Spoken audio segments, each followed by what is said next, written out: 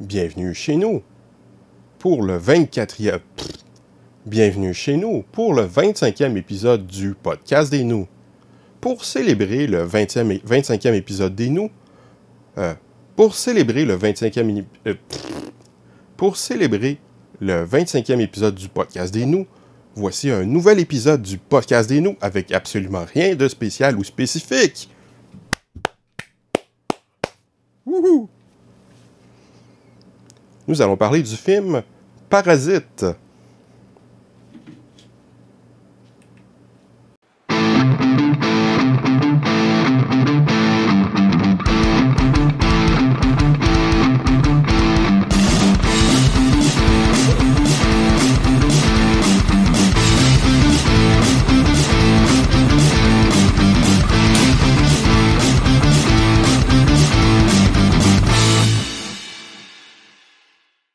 Vingt-cinquième!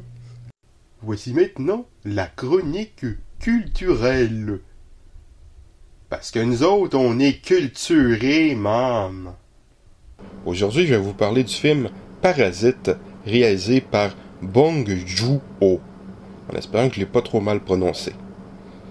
C'est un film coréen ayant remporté la Palme d'Or au Festival de Cannes à propos d'une famille sans le sou qui vit en bidouillant et dont les membres vont réussir un après l'autre à se faire engager par une famille riche en se créant de fausses identités, en arnaquant.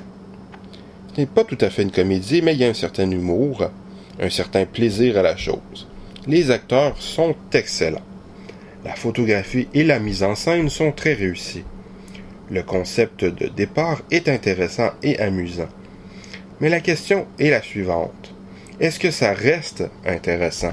En plein milieu du film, quand l'intrigue commençait à perdre en intérêt et le film commençait à traîner en longueur, surgit un événement que je ne spoilerai pas, mais qui change complètement la nature du film.